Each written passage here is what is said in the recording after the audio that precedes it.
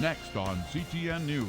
They brought their folks in, 30 or 40 of them, and transitioned the place. A new vendor takes over the food and beverage operations at the Bunker Hills Golf Club. Plus, a Coon Rapids man facing criminal charges after allegedly setting his brother's house on fire. But first, it's a privilege that we in this country, I think sometimes people don't fully appreciate. Voters head to the polls for the midterm election. The results from the 2014 vote top CTN News this Friday, November 7th, 2014. Thanks for joining us. Just half of eligible voters in Minnesota took part in Tuesday's election, well below the projected turnout of 55 to 60%. But a record number of voters did cast absentee ballots in the midterm election. Locally, 3 city council seats were on the ballot. Jerry Cook came out on top in the mayor's race, receiving more than 9,100 votes. His challenger, fellow council member Ron Manning, got just over 8,600 votes. Cook says he looks forward to leading the city into the future. You know, I've been a realtor for 26 years. When you select a community to move to, you're usually working with a realtor. And one of the things that I really want to do is reach out to our realtors and work with their staff and kind of bring it all together. You know, here's all the great things about Coon Rapids. Do you know all these things? Turning to the race in Ward 3, Wade Demmer received the most votes with 1,786. His challenger Ethan Yang received nearly 1,200 votes. Demmer, a medical device system engineer by day, is ready to roll up his sleeves and get to work representing the citizens of Ward 3. It really is a matter of collaboration. You know, I don't want to come in thinking I'm a hot shot with all the best ideas. That's really not how I operate. I operate best when I hear a lot of different ideas and can try to distill them into something real. You know, that's what I do for work as an engineer, and so I'm planning on trying to use that same mentality of not coming in thinking I know a solution, but thinking I know how to work with people to try to get to one. In the city council race in Ward 5, it was a close one. Brad Johnson received nearly 1,700 votes. Challenger Valerie Weaver picked up 1,571 votes. Johnson was not able to visit with us on election night due to work commitments. He is a prosecutor in the Hennepin County Attorney's Office, but he is looking forward to getting to work on the city council starting in January. Turning to the Anoka County Board, 2 of the 3 seats up for re-election were not contested. Both incumbents, Jim Kordiak in District 4 and Scott Schulte in District 7, will be returning to the board next year. Carol Ledoux did not seek re-election in District 5. Therefore, there will be a new county commissioner in 2015. Current Andover Mayor Mike Gamache won that seat, beating out a challenge by former State Senator Debbie Johnson.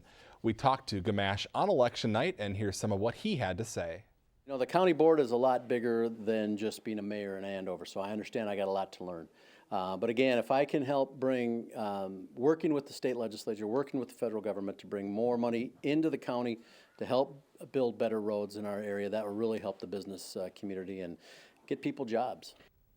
2 other county positions were not contested. James Stewart will be returning for another term as sheriff, and voters also re-elected Tony Palumbo as county attorney.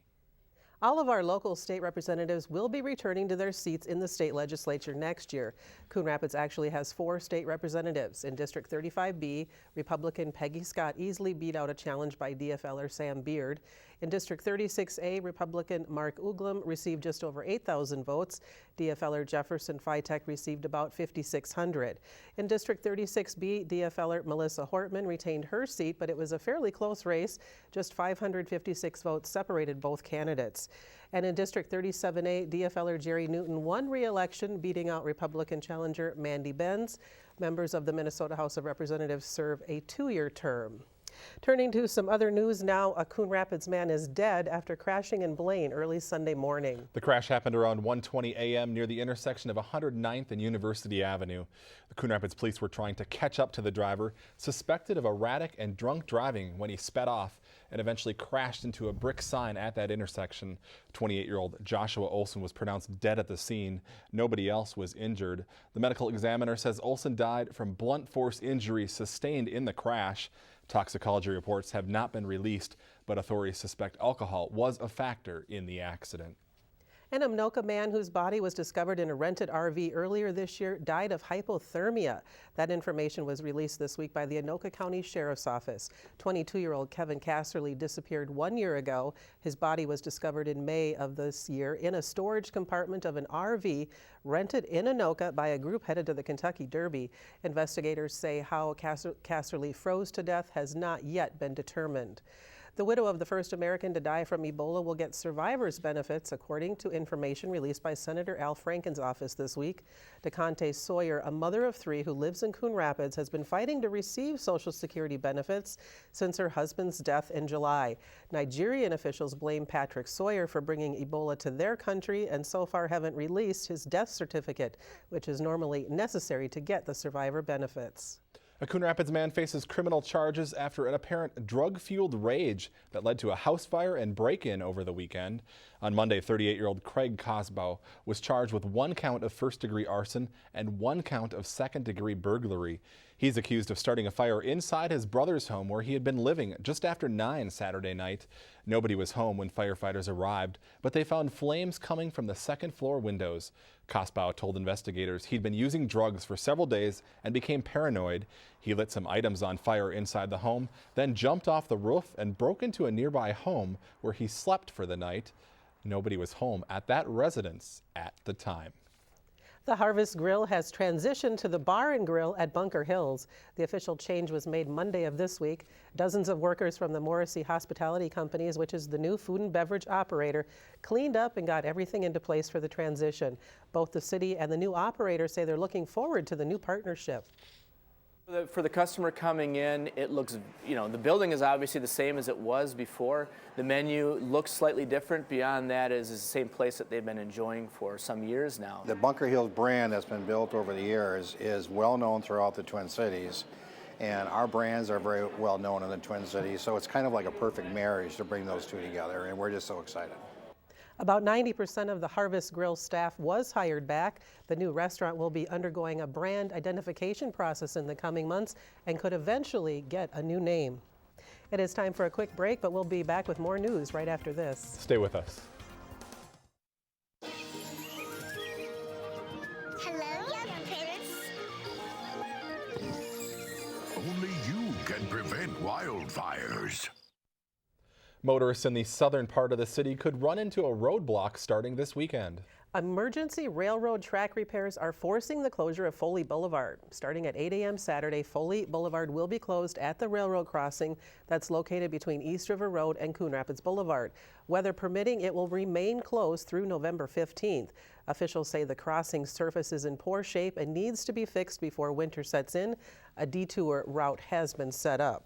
A pilot program in the city of Blaine is working to reduce the number of crashes at 2 busy intersections on Highway 65. It involves blue lights and increased traffic enforcement by the police department. CTN's Joe Nelson joins us now from Blaine to explain. Joe?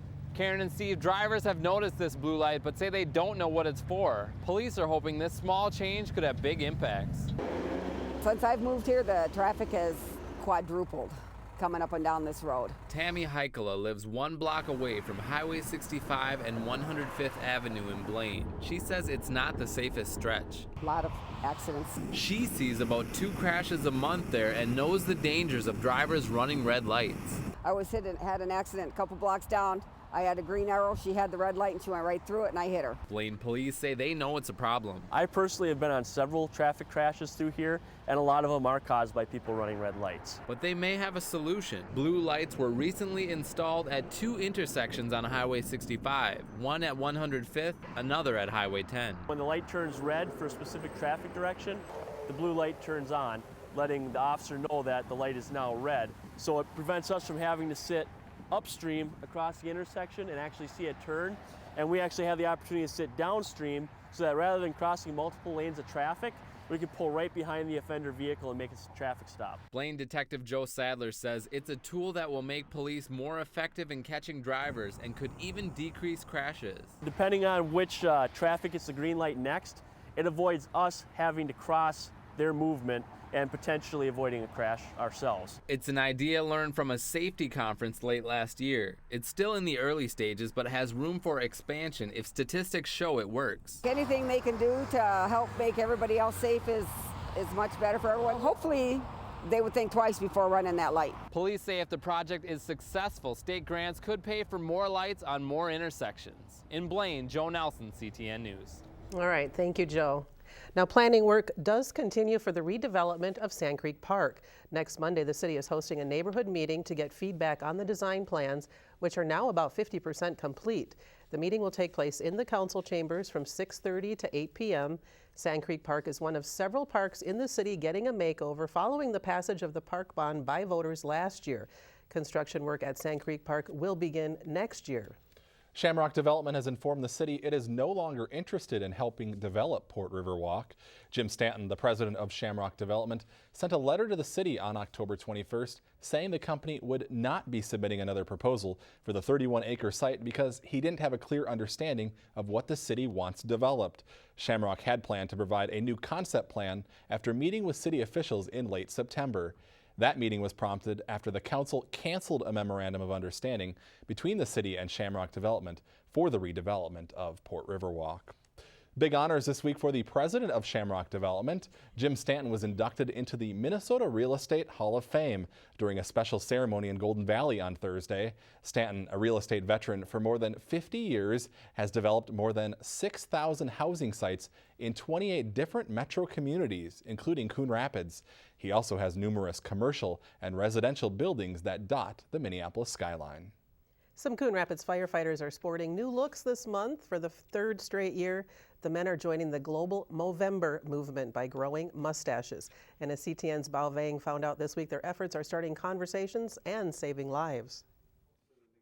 Tim Gilsrud looked at himself in the mirror a little longer than usual this morning. It's pretty cheesy right now. This morning I didn't know how to trim my mustache. Greg Lacheski can't wait to grow his out. Nobody's mustache looks good this early on. The men, along with some other firefighters from the Coon Rapids Fire Department, are ditching the shaving cream and razors to participate in Movember, in which you start off clean shaven on November 1st and grow your mustache for 30 days. It's the 1 month a year that I have a reason and excuse to grow a mustache. Otherwise, it's something that's my wife's probably not so fond of. But Fire Inspector Lacheski says his wife supports the cause. You know, men they ignore pain, ignore health issues, and it's killing them. In an event like such as Movember that helps to stimulate conversation and gets people to talk about men's health issues and maybe prompt someone to go to the doctor that maybe wouldn't have.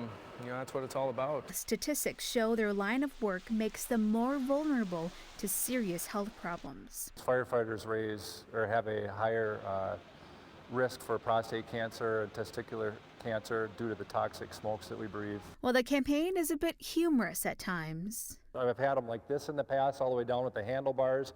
And my wife said if I'm going to grow it, she wants me to try to get the handlebar mustache with the wax. There is nothing funny about ignoring or avoiding a visit to the doctor's office. Bao Vang, CTN News. You can also support the cause by donating money to the Movember Foundation by visiting its website. Well, a man who embraces Movember year-round is back this week with a look at what's new at the box office. Here now is the one and only Howie Shapiro with this week's Now Showing. Your daughter's generation will be the last to survive on Earth. You're the best pilot we ever had. Get out there and save the world.